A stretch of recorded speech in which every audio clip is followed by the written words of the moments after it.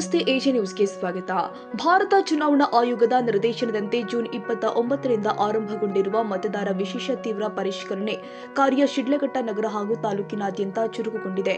Booth ಮಟ್ಟದ ಅಧಿಕಾರಿಗಳು ಮನೆ ಮನೆಗೆ ತೆರಳಿ ಎನ್ಯುಮರೇಷನ್ ಫಾರ್ಮ್ ವಿತರಿಸ್ತಾ ಇದ್ದು ಮತದಾರರಿಗೆ ಫಾರ್ಮ್ ಭರ್ತಿ ಮಾಡುವ ವಿಧಾನ ಕುರಿತು ಮಾಹಿತಿ ಕೊಡ್ತಿದ್ದಾರೆ. ನಗರ ಸೇರಿ ಗ್ರಾಮೀಣ ಭಾಗಗಳ ಮತಗಟ್ಟೆ ವ್ಯಾಪ್ತಿಯಲ್ಲಿ ಬಿಎಲ್ಒಗಳು ನಿಗದಿತ ವೇಳಾಪಟ್ಟಿಯಂತೆ ಮನೆ ಮನೆಗಳಿಗೆ ಭೇಟಿ ಕೊಟ್ಟು ಅರ್ಹ ಮತದಾರರಿಗೆ ನಮೂನೆಗಳನ್ನು ವಿತರಿಸುತ್ತಿದ್ದಾರೆ. ಮತದಾರ ಪಟ್ಟಿಯನ್ನ ದೋಷರಹಿತಗೊಳಿಸುವ ಉದ್ದೇಶದಿಂದಾಗಿ ನಡೀತಾ ಇರುವ ಈ ಅಭಿಯಾನಕ್ಕೆ ಸಾರ್ವಜನಿಕರಿಂದ ಉತ್ತಮ ಸ್ಪಂದನೆ ವ್ಯಕ್ತವಾಗಿದೆ. ಮತದಾರ ಪಟ್ಟಿಯಲ್ಲಿ ಹೊಸ ಅರ್ಹ ಮತದಾರ ಹೆಸರು ಸೇರ್ಪಡೆ, ಮೃತಪಟ್ಟವರು, ಸ್ಥಳಾಂತರಗೊಂಡವರು ಹಾಗೂ ನಕಲಿ ಹೆಸರುಗಳನ್ನು ತೆಗೆದುಹಾಕುವುದು ವಿಶೇಷ ತೀವ್ರ ಪರಿಷ್ಕರಣೆ ಅಭಿಯಾನದ ಪ್ರಮುಖ ಉದ್ದೇಶವಾಗಿದೆ. ಈ ಹಿನ್ನೆಲೆ ನೈಜ ಮತದಾರರು ತಮ್ಮ ಹೆಸರು ಮತದಾರ ಪಟ್ಟಿಯಲ್ಲಿ ಮುಂದುವರಿಯುವಂತೆ ಅಗತ್ಯ ದಾಖಲೆಗಳನ್ನು ಸಲ್ಲಿಸಿ ಬಿಎಲ್ಒಗಳ ಮಾರ್ಗದರ್ಶನ ಪಡೆಯುತ್ತಿದ್ದಾರೆ.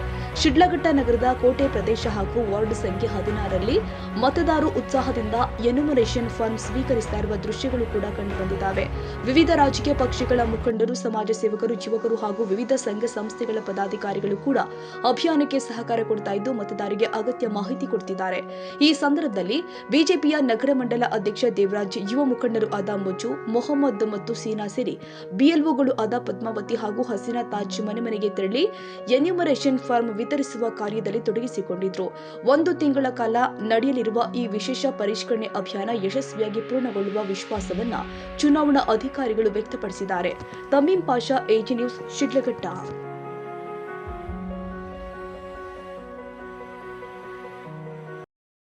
ಕನ್ನಡಿಗರ ಮೆಚ್ಚಿನ ನಿಮ್ಮ ಎಜೆ 24/7 ನ್ಯೂಸ್ ಕನ್ನಡ ವಾಹಿನಿ ಇದೀಗ ಟಿವಿಯಲ್ಲಿ ಲಭ್ಯ.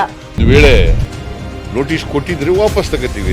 ಇವತ್ತು ವಕ್ಫ್ ಪ್ರಾಪರ್ಟಿ ಅಂತೇಳಿ ಬರ್ತದೆ ಅಂತ ಹೇಳಿದ್ರೆ ರೈತರ ಬೀಜದ ಬದಲು ಏನ್ ಮಾಡ್ಬೇಕಾಗತ್ತೆ? ಯಾರು ವೋಟ್ ಹಾಕಿಲ್ಲ ಅಂದ್ರೆ ಗ್ಯಾರಂಟಿನೆಲ್ಲ ಸ್ಟಾಪ್ ಮಾಡ್ಬಿಡ್ತೀವಿ.